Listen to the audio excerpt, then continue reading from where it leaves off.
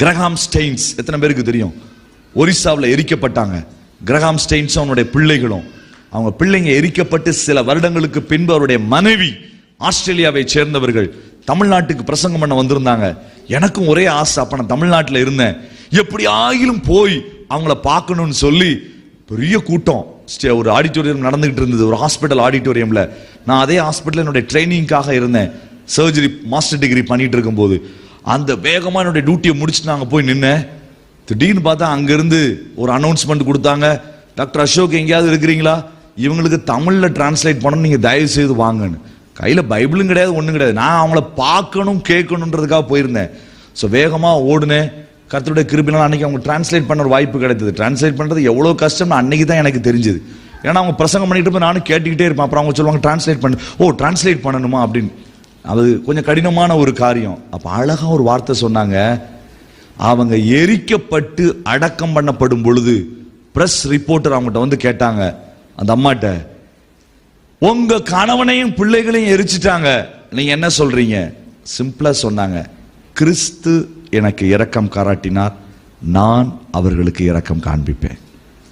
அதோட கூட சேர்ந்து ஒரு வார்த்தையும் சொன்னாங்க, இயேசு கிறிஸ்து கிருபையை பற்றி அதிகமாய் போதிக்கவில்லை, கிருபையாகவே வாழ்ந்து காண்பித்தார். அவர் முடிக்கும் போது அழகா சொன்னாங்க, கிருபையை காண்பிக்கிறவனுக்கே கிருபையை பெறுவதற்கான அதிகாரம் உண்டு. அவங்க சொன்ன ஒவ்வொரு ஸ்டேட்மெண்ட் ஒரு 20 நிமிஷம் பேசியிருப்பாங்க, அவ்வளவுதான். ரொம்ப நேரம் பெரிய பிரசங்கம் அல்ல. நீங்க இரக்கத்தை காண்பித்து பாருங்க, அந்த காரியங்கள் வெளிப்படும். அல்லேலூயா. இரட்டத்தனையான அபிஷேகம் பெற்றவன் ஆழமான இரக்கங்களை காண்பிப்பான். அவன் போகிற இடங்களிலே, செய்கிற இடங்களிலே. நாங்க இருக்கக்கூடிய ஒரிசா ஜார்க்கண்ட் பார்டர்ல தோர்பா என்கிற ஒரு மிஷன் ஃபீல்ட் இருக்குது. அங்க சர்ச் டெடிகேஷனுக்கு போயிருந்தேன். அங்க நடந்த சம்பவத்தை அந்த ஊழியக்காரர் சொன்னாரு. என்ன சொன்னார் தெரியுமா? ஆனா இந்த இடத்துல கிட்டத்தட்ட 10 கிராமம், முழு கிராமம் கிறிஸ்தவமா மாறிடுச்சு. நான் கேட்டேன், யார் வந்து பிரசங்கம் பண்ணா? ஒருத்தரும் பிரசங்கம் பண்ணல. அப்புறம் எப்படி மாறிச்சு? அந்த ஊர்ல ஒரு ஜமீன்தார் இருந்தாரு. அந்த ஜமீன்தாருக்கு 2 பிள்ளைங்க. அந்த 10 கிராமமும் அவருடையதான். இந்த ஜனங்களுக்கு விளைநிலங்களை கொடுத்திருந்தாரு. இவங்க பயிரிட்டுக்கெல்லாம் செஞ்சுக்கலாம், ஆனா விற்க முடியாது. அவ்வளவு நல்ல இரக்க குணம் உள்ளவர். 2 பிள்ளைங்களும் ராஞ்சியில நல்ல இடத்துல இருக்கிறாங்க. ஒரு நாள் காலில் அவருக்கு ஒரு புண்ணு வந்துருச்சு. 3 மாசமா புண்ணு ஆறல. ஒருவேளை சுகர் இருக்குமோன்னு போய் செக் பண்ண போனாரு. சிலர் சொன்னாங்க கேன்சர் இருக்கலாம்னு சொல்லி. டாக்டர் அதை கட் பண்ணி டெஸ்ட் பண்ணி பார்த்தாரு. ஒரு வாரம் கழிச்சு ரிப்போர்ட் கூப்பிட்டாரு. டாக்டர் சொன்னார், சுகரும் இல்ல, இவருக்கு சந்தோஷம், கேன்சரும் இல்ல, சந்தோஷம். ஆனால் மிக முக்கியமான ஒரு நோய் இருக்கிறது, உங்களுடைய இருதயத்தை திடப்படுத்திக் கொள்ளுங்கள். இவர் கேட்டார், என்ன நோய்? தொழு நோய், குஷ்டம் பிடித்திருக்கிறது. இவர் அலறி போயிட்டாரு, மனைவி இவரும். இவருடைய பிள்ளைங்கிட்ட போய் சொன்னார், ஐயா டாக்டர் ரிப்போர்ட் கொடுத்துட்டாங்க, குஷ்டம் வந்திருக்குதான்னு. மனைவியும் மருமகளும் சொன்னாங்க, நாளைக்கு காலையில் எங்க வீட்டை விட்டு போயிடுங்க, எங்களுக்கு 2 பிள்ளைங்க இருக்குது, வைக்க முடியாது. இளைய மகன் இடத்துல போனார், நீ எனக்கு நேசமான மகன் அல்லவா, அவன் வீட்டுக்கே வராதீங்கன்னு சொல்லிட்டான். வாடகை வண்டியை பிடிச்சு எப்படியோ வந்து சேர்ந்த கணவனுக்கும் மனைவிக்கும் ஒரே துக்கம். இவர் அழுது அழுது அழுது கொஞ்ச நாள் ஆக ஆக அந்த புண்ணுக்குள்ள புழு வர ஆரம்பிச்சிருச்சு. ஒரு நாள் அந்த ட்ரெஸ்ஸிங் போடுறதுக்கு வரும்பொழுது அதை கலட்டும் பொழுது உள்ள இருந்து புழு, அது மேகாட்ஸ் என்று சொல்லுவாங்க, அது வெளியில வந்ததை பார்த்த மனைவி சொல்லிட்டா, இனி உன்னை நானும் வீட்டுக்குள்ள வைக்க மாட்டேன்னு சொல்லி அவர் வீட்டுக்கு வெளியே வயல் நிலத்தை பாதுகாப்பதற்கு 10 நாய் வச்சிருந்தார். அந்த நாயோட கூட சேர்ந்து இவரையும் கட்டிட்டாங்க. பக்கத்தில் ஒரு கம்பு போட்டு காலில் செயினை போட்டு கட்டி ஒரு பிளேட்டை போட்டு விட்டாங்க. அவர் அழுதாரு, ராணி மாதிரி உன்னை வச்சிருந்தேன், ஆனா எனக்கு இது வந்த உடனே நீயும் இப்படியா, எதுவும் பேசாத, உன் வியாதி எனக்கு வந்துடும். ஒரு நாள் அவர் தும்முனாரு, மூக்குக்குள்ள இருந்து ஒரு புழு வந்துச்சு, மேகாட்ஸ். அதை பார்த்த ட்ரெஸ்ஸிங் போட வந்த அவர் அந்த கம்பவுண்டர் சொல்லிட்டாரு, இனி நானும் வரமாட்டேன், எனக்கு பிடிச்சிருமோன்னு பயமா இருக்கு. ஊர்க்காரங்கெல்லாம் ஒரு முடிவு செய்தாங்க, இவர் இனி செத்து விடுவார் என்று சொல்லி இவருடைய புருவ முடியெல்லாம் விழுந்துருச்சு, மூக்கு எலும்பு உடைஞ்சு போச்சு. இவரை தூக்கி கொண்டு போய் காட்டில் போட்டாங்க. பசியில 2 நாள் செத்துறட்டும், நம்ம கண்ணு காணாம செத்துறட்டும் சொல்லி அந்த எந்த இடத்துல போட்டாங்களோ அந்த இடத்துல இன்னொரு 3 கிராமங்கள் தள்ளி ஒரு விசுவாசி காலையில அவர் வயல் நிலத்துக்கு போறதுக்கு கையில சாப்பாடை எடுத்துக்கிட்டு பாட்டு பாடிக்கிட்டே வர்றாரு, இயேசு நல்லவர், இயேசு வல்லவர்னு. திடீர்னு பார்த்தா ஒரு முனங்கல் சத்தம். இவர் யோசித்தார், என்ன ஒரு ஆள் சத்தம் போடுற மாதிரி இருக்குன்னு வேகமா ஓடி போய் பார்த்தா இந்த வயதானவர் அங்க கிடக்கிறாரு. இவரை பார்த்த உடனே இவருக்கு ஒரு மாதிரி ஆயிடுச்சு. ரொம்ப பக்கத்துல போனா பயங்கர ஸ்மெல், வாமிட்டிங் வருது. என்ன செய்யறனே தெரியல.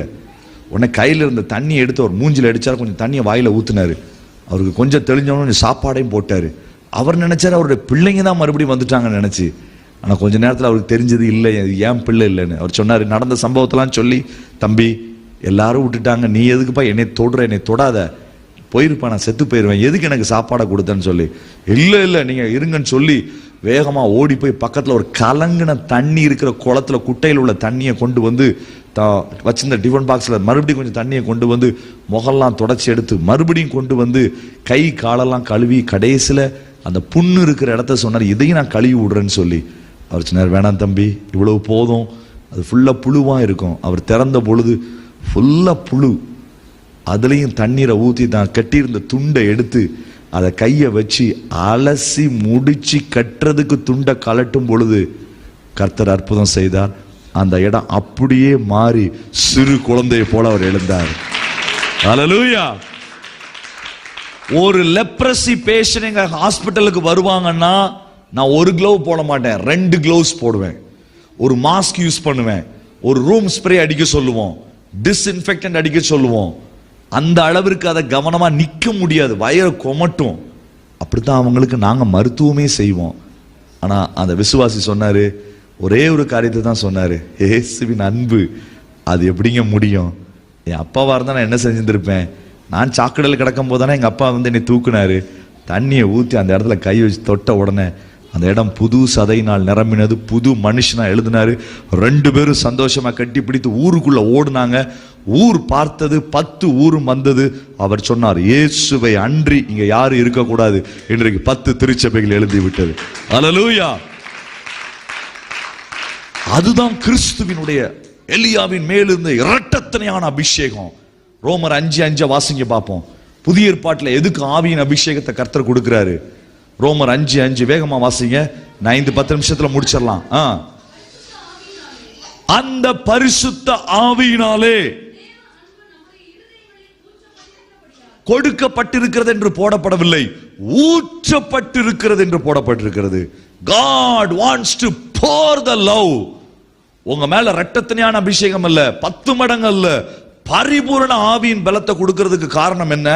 பவுல கேட்டா சொல்லுவான், பவுல் உங்க ஊழியத்துல இவ்வளவு காரியங்கள், கிட்டத்தட்ட 8000 மைல் நடந்தவர், 2 கண்டங்களை அசைத்தவர், என்ன காரியம்? கற்பனையினுடைய பொருள் என்ன? உங்களோட ஊழியத்தினுடைய ரகசியம் ஒரே வசனம். வாசிங்க பார்ப்போம். 1 தீமோத்தேயு 1:5 வேகமாய் வாசிக்கலாம். அவர் அழகா சொல்வாரு, அபிஷேகத்தை உங்கள் எல்லாரிலும் அதிகமாய் பாஷையை பேசுகிறேன் என்று சொன்ன தேவ மனிதனுடைய காரியத்தை பாருங்க. கற்பனையினுடைய பொருள் அப்படின்னா என்ன? பைபிளை ஜூஸ் ஆக்கி, பைபிளை ஒரு பழம் மாதிரி வச்சு அதை ஜூஸ் ஆக்குனா அந்த ஜூஸ்னுடைய டேஸ்ட் என்ன? வாசிங்க பாப்போம்.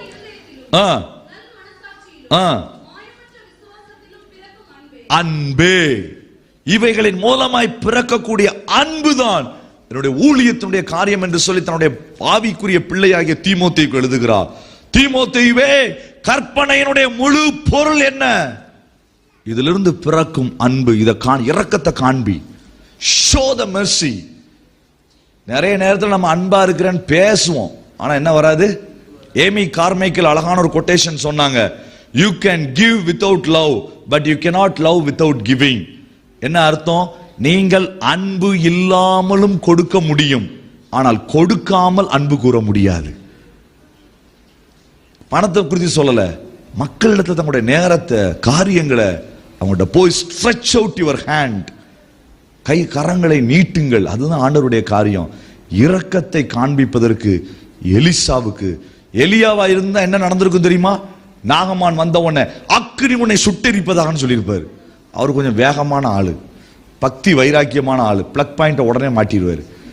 அதனாலதான் எலிசா பார்த்தான், இது நம்ம இன்வெர்டர்ல ஓடுவோம், 2 மடங்கு எனக்கு தாங்க. சீரிய தேசத்தான் வந்திருக்கிறான். அவனை பார்த்து மிலிட்டரி ஆபீசரே பயந்தாங்க எலியாவை பார்த்து. ஏன்னா அவன்கிட்ட சொன்னாங்க, அவன் வேலைக்காரன் வந்து சொன்னான், 50 போலீஸ் வந்திருக்கிறாங்க, ஆண்டவரே அக்னி இறங்குவதாக. இது என்னமோ அந்த 4Gல கனெக்ட் பண்ணி டவுன்லோட் பண்ற மாதிரி, ஃபயர் டவுன்லோட், அவ்வளவுதான். அங்க 50 பேர் செத்து போயிட்டான். அடுத்து ஒரு 50 மிலிட்டரி வந்திருக்கிறாங்க, ஃபயர் டவுன்லோட், அவனும் போயிட்டான். அடுத்த ஆள் பார்த்தா மெயில் ரெக்வஸ்ட் கொடுத்துட்டான், இந்த டவுன்லோட் பண்றதுக்கு முன்னால என்னையும் என் ஜீவனையும் காப்பாத்துங்க. ஆள் வேகமான ஆள், அவரால் தாங்கிக்கிட முடியாது. எலிசா சொன்னா அப்படி இல்லை, இவனும் கொஞ்சம் ஸ்பீடாக தான் இருந்தான். அதனால தான் ஒரு ஆள் சொன்னவன கரடி அனுப்ப சொல்லிட்டான். அதுக்கப்புறம் யோசித்தான், இல்லை இரக்கம் காண்பிக்கணும், சீரிய தேசத்தானுக்கும் காண்பிக்கணும், வேறு தேசத்தாளுக்கும் காமிக்கணும்னு சொல்லி அவன் ஒவ்வொரு எக்ஸ்பிளைன் பண்ண முடியும். என்ன அழகா அந்த இரும்பை தொலைத்து வருத்தத்தோடு உட்கார்ந்திருந்த தீர்க்கதரிசியின் புத்திரர் இடத்துல போய், உனக்கு ஏன்பா கவலையா இருக்கிற, தொலைச்சிட்டேன் ஆண்டவரே, கவலைப்படாத எடுத்துக்கோ சொல்லி ஒரு சின்ன இரக்கத்தை காண்பித்து பெரிய காரியங்களை செய்கிறான். அல்லேலூயா. நம்மளை சுற்றிலும் வாழ்க்கையை தொலைத்தவர்கள், காரியங்களை தொலைத்தவர்கள் அங்கேயே உட்கார்ந்து கொண்டு என்ன செய்துனே தெரியாது. அவனுக்கு ஒரு சின்ன இரக்கத்தை நீங்க காமிச்சு பாருங்க, கர்த்தர் பெரிய காரியத்தை செய்வா. இரக்கம் செய்வதற்கு எலியாவின் அபிஷேகம் நம்ம கட்டாயம் தேவை.